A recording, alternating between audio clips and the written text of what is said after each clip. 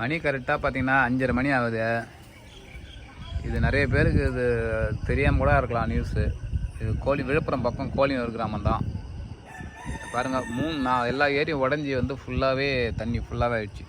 இந்த அளவு தான் தண்ணி இருக்குது. யாருக்குமே தண்ணி வந்து கீழே ஃபுல்லாகவே இல்லை. எல்லாருமே மேலே தான் இருக்கிறோம். அவ்வளோ ஃபுல்லாக தண்ணி வந்துடுச்சு.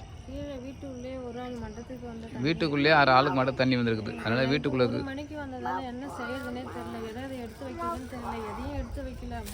அப்படியே வந்தாச்சு. போட்டிருக்க துணியோடு நாங்கள் மேலே வந்துட்டோம். எதுவுமே எடுத்து வைக்கல, எதுவும் போல. பசங்களை வச்சு ரொம்ப சிரமமாக தான் இருக்குது. எப்படி இது இதாகும், இது வேகமாக முயற்சி பண்ணி எடுத்தாங்க நல்லாயிருக்கும்.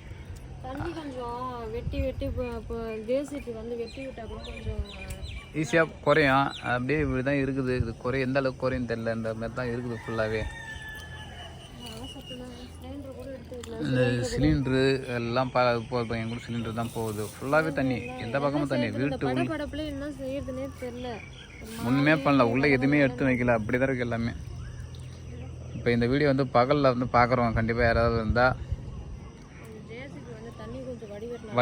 தண்ணியை வடிகட்டி விட்டாலே, வெள்ளம் வடிகட்டி விட்டாலே போதுமானது. அதுக்கு முயற்சி பண்ணாலே போதும். ஏன்னா இந்த ரோடு ஒன்று பைபாஸ் போடுறாங்க. அந்த ரோடு வந்து உயரமாக இருக்கிறதுனால தான் தண்ணி வெளியே போகிறதுக்கு வழி இல்லாமல் போச்சு.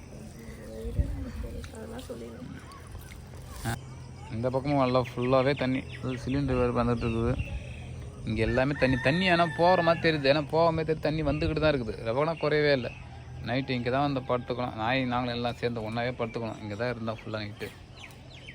அதுவும் மட்டும் எங்கே போவோம் பாவம். பாருங்க தண்ணி மாட்டு போய் தான் இருக்குது. கடல் மாதிரி இருக்குது ஃபுல்லாக. சென்னையில் தான் அந்த மாதிரி நம்ம பார்த்துருக்குறோம். இந்த மாதிரி தண்ணி இருக்குது அங்கங்கிட்ட. ஆனால் இந்த மாதிரி மழை இங்கே மழை இருந்து இந்தளவுக்கு தண்ணி போகணுன்ட்டு எதிர்பார்க்கவே இல்லை.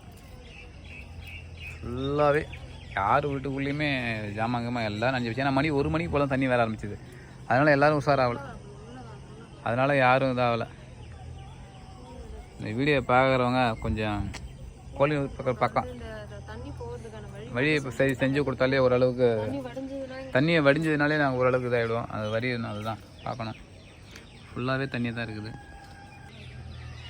இந்த பக்கம் பாருங்கள் கடல் மாதிரி இருக்குது பாருங்கள். ஃபுல்லாகவே தண்ணி.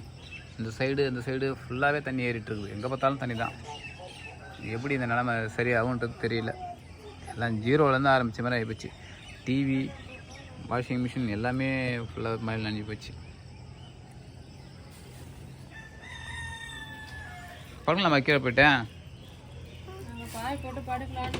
இங்கே நாய் தான் வந்து பார்த்துச்சு. எங்களையும் படுக்க விட மாட்டேது பாவம். அதுவும் எங்கே போவாங்க எல்லாம் பாருங்கள்.